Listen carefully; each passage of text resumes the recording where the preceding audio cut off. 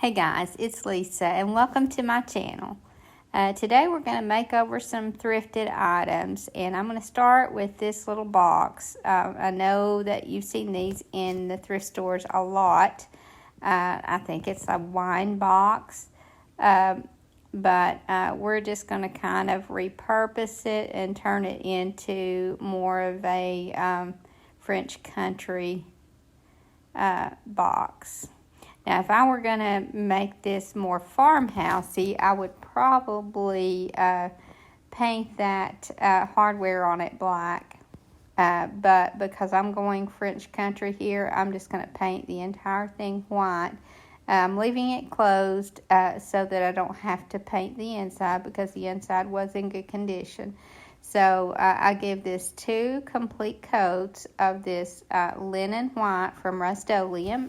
I'm not sponsored by anyone, but that is the color that I'm using here. And after I've let it dry, then I'm just taking a wet wipe and just kind of lightly distressing in the high spots just to give it a little bit of an aged look. So now I'm going to add some stamps. Now I want to give this a French country look. So I had this French country set of stamps, and I don't know what the name of it is. I've had it for some time. But if I can come up with that name, I will add it in the description. But you could use just any stamps that you want. If you want yours French country, then use French country stamps. If not, just use anything farmhouse. Just this, I feel like is large enough that you've got a lot of options for stamps. And then I felt like that wasn't enough, so I wanted to add some script. And I had this script stamp, and so what I'm going to do is just I tried to kind of play with the placement and decided on just putting some on the bottom and some on the top, kind of halfway on and halfway off. And I do like that look of the script just kind of coming off the item.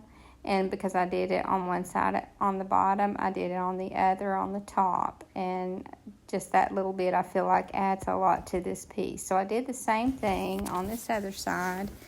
And then I decided that it needed a little something on the top. I didn't want to overdo it, but I just felt like it needed a little bit more. So, like I said, it's just it's a matter of preference, just whatever you like. If you want to keep yours more simple, then you could just do some wording on the front, whatever you want to store in it. Maybe just write that word on the front. And while I was looking through these stamps, I did find this other little stencil I forgot to mention, and stamped a little bit more script on the bottom. I was real happy with the look that I got from this little piece. Now my next piece is this little chicken, and I didn't like it at all, and the only reason that I bought it was because it was such a good price. But I decided to try painting this white and see what I thought about it, just doing a solid white. And it really did update it. I didn't mind the shape of it after I painted it, and I did before I painted it. So it's amazing what a little bit of paint can do for an item. And for some reason, when you paint this crisp white on these items, it really does update it. And it took this little item from being very dated to being more of an updated farmhouse look. And it would even fit into more of a cottage decor. Again, I put 2 coats on this, and I do some wet distressing with some baby wipes when it's dry. And then it does also get a coat of the Rust-Oleum clear matte finish. And this little piece had a lot of areas to distress, and I felt like that gave it a really good look. Now this watering can, I had tried a clay mold on it and it just didn't work out. It stuck really well, as you can tell, but it cracked really bad. So I just scraped it off, and now I'm just sanding it the best that I can. I'm not able to get it completely smooth, but I just kind of sanded it the best that I could. And this little bucket is rough anyway. It has some dents here on the bottom, and it just has some dings here and there. I wouldn't consider this an antique, but it does have some age on it, and it's not a real lightweight can like a lot of the newer ones are. It's got some weight to it, so I don't have any doubt that this little bucket will sell. And I've been asked several times to start telling some of my prices, and I'm very reluctant to do that because prices vary so much in different areas, and I didn't want to get bombarded with people telling me that I'm too cheap or vice versa. I know my area, and I know generally what I can get for an item, and if I try to go up on prices, I've had people even in my store tell me that I need to go up. And when I do, then it doesn't sell. So, I know what I have in the items, and I know what it takes, what I need to put on it to be able to make some money on it. And, it works for me. So, I just put what I think I can get. Now, this little bucket, I'm probably going to put about $18 on it. And I think that's the most that I can put on it. It will sell at that, but really not. If I put more, I just don't know. I don't think it would. So, like I said, it just varies so much in different areas. And I know some of you are starting out with this and trying to learn, and I understand that fully. The best thing I can tell you to do is just kind of check around at some of the stores that sell items like you're going to be selling, and just see what they're getting. But I think the main thing is, to know what you have in it, and to know how much time you have in it, and what do you need to get.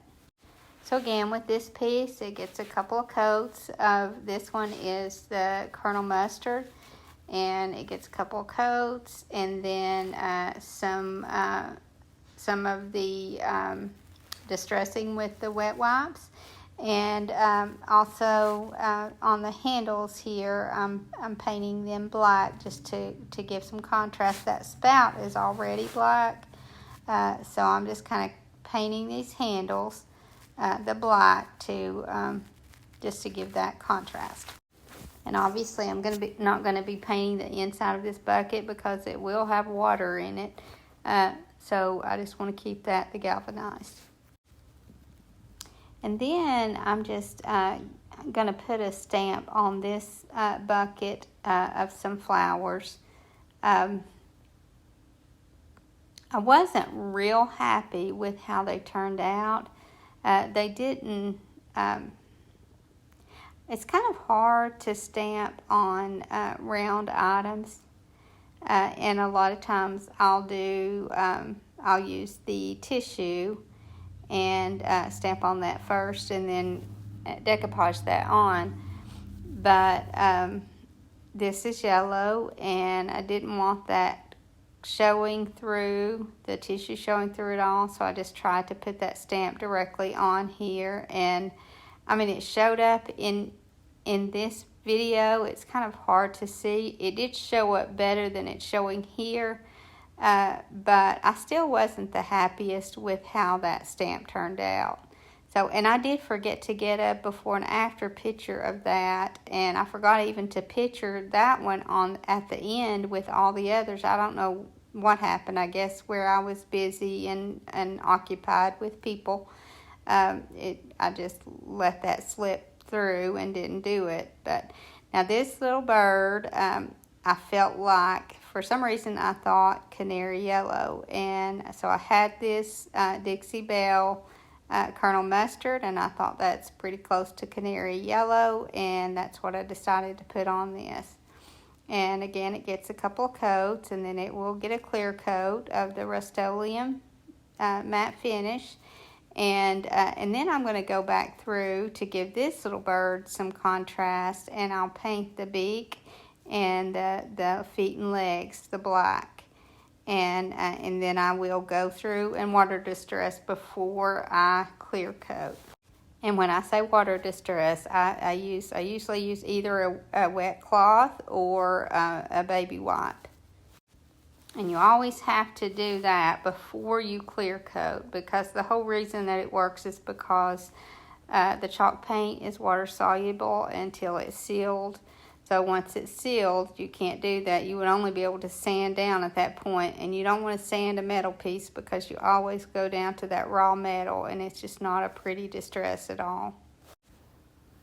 But I think that changing this color up and adding that contrast to the feet and beak really made all the difference in this little piece. And then it was able to work well into the vignette that I was working on.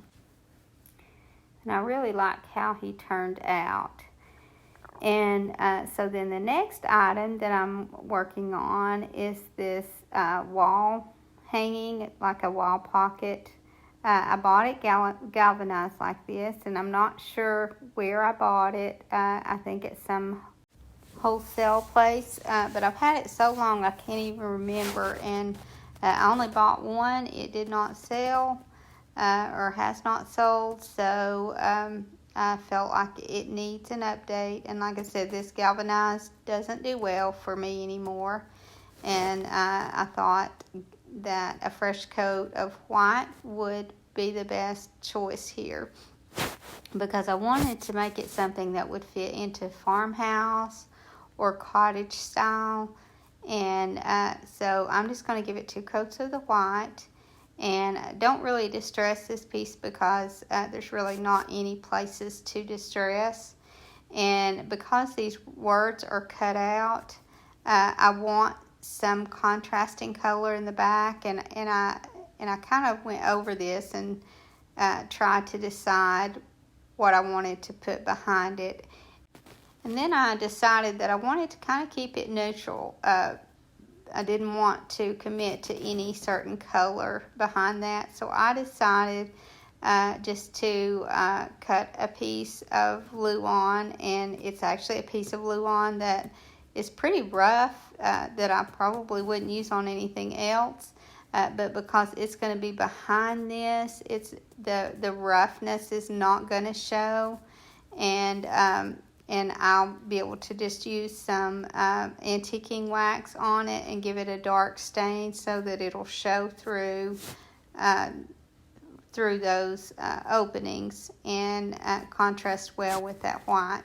So again, I just give this 2 coats and let it dry, and then I clear coat it because I'm not going to be distressing, and then I just add that board to the back that I stain. And as I said before, I very rarely use regular stain anymore. I use this antiquing wax whenever I can. Now I'm using Dixie Belle here, and I was told to clear coat first, because when you're trying to go on a really porous surface like this, if you put that clear coat on first, it'll help your stain go on smoother. Well, this board was an exception to that rule, because it really didn't want to do well at all with the stain. So, but that was fine, because I didn't need it to be perfect, because all I needed to do is show through those holes and contrast. And I didn't worry with going all the way down to the bottom, because there's not words on the bottom. So I just glued this in, and I do go back and paint that back, but I didn't want to make you watch that. Then I just stuck a few little flowers in there, and I thought that turned out really cute. Thank you so much for watching. I hope you enjoyed this video, and I hope to see you in the next. God bless you and your family.